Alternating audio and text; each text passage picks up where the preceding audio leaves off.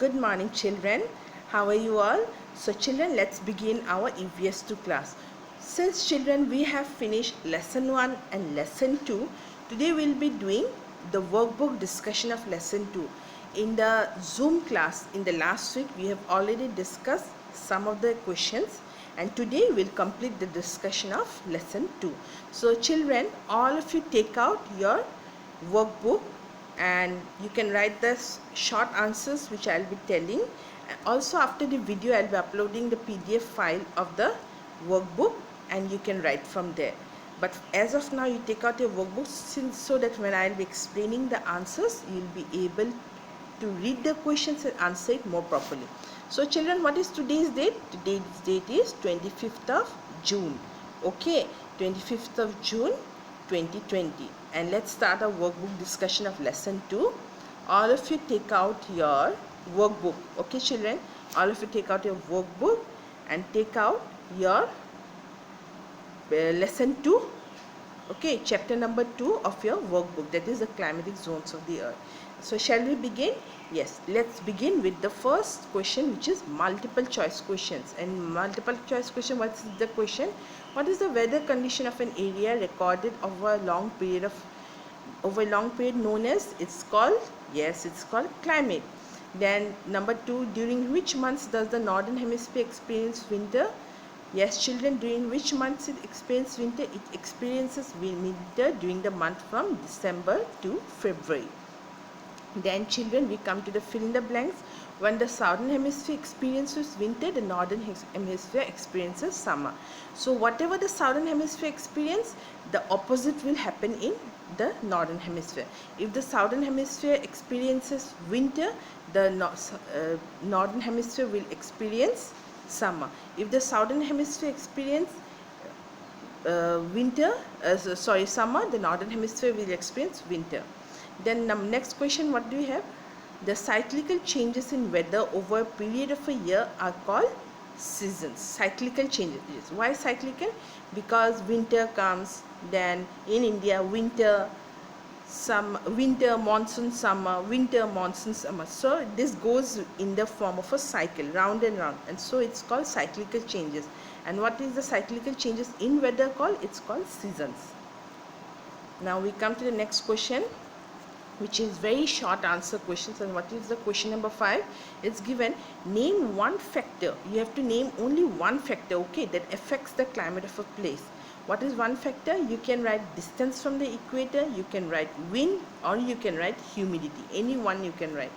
Then next question is given, how many seasons do we experience in all parts of India?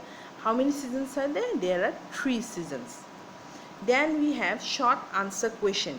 What is the short answer question number 7? It's define weather. Okay, and what is weather? Weather is the day-to-day conditions of temperature, humidity and wind at a place are called its weather. The day-to-day, like Monday, what was the weather? We'll tell Monday what was the weather. We won't tell Monday what is the climate. We'll tell Monday what was the weather on Monday. How is the weather today? We'll tell like that. That is the day-to-day conditions. Okay children, so now we come to the circle the correct word. And what is circle the correct word? Question number 8, it's given, places closer to the sea are cooler than other places because they experience, yes, it's sea breeze. You'll have to circle the correct word. Then number 9, the North Frigid Zone extends from the Arctic Circle to the North Pole. Then number 10, the higher we go above sea level, the cooler we feel. Then number 11, places near the equator, okay, receive direct rays of the sun. And then children, we have question number 12. What is question number 12? Question number 12 is, what does torrid mean and why is it hot in the torrid zone? So you all know torrid means very hot. Now torrid, the word torrid itself means very hot, and that's why that zone which is near the equator is named after torrid, and it's called torrid zone. And why is it hot in the torrid zone? It is hot in the torrid zone because it receives the vertical rays of the sun. Okay, now we come to the next question. That is question number 13. Look at the world map below. Mark and label any 2 climatic zones of the earth. Okay, you'll have to mark any 2 climatic zones. You can mark any 2. Here it's marked. the north temperate zone and the south frigid zone. Then what is question number?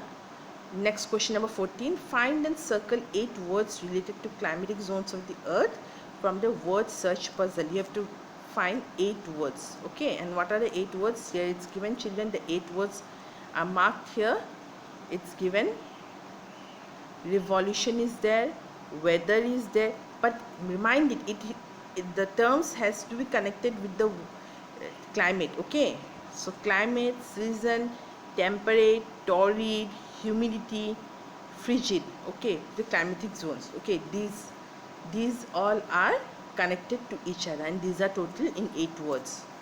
Then number 15, we have the question, why does swellbird in Norway, question number 15, you can see experience 24 hours of sunlight between April and August. Okay, why 24 hours of sunlight? It's number A. The option is number A, because it is close to the North Pole. Okay, it's close to the North Pole, that's for that is the correct answer. Now we come to question number 16. Jakarta in Indonesia always experience hot and humid climate. In which climatic zone does it lie?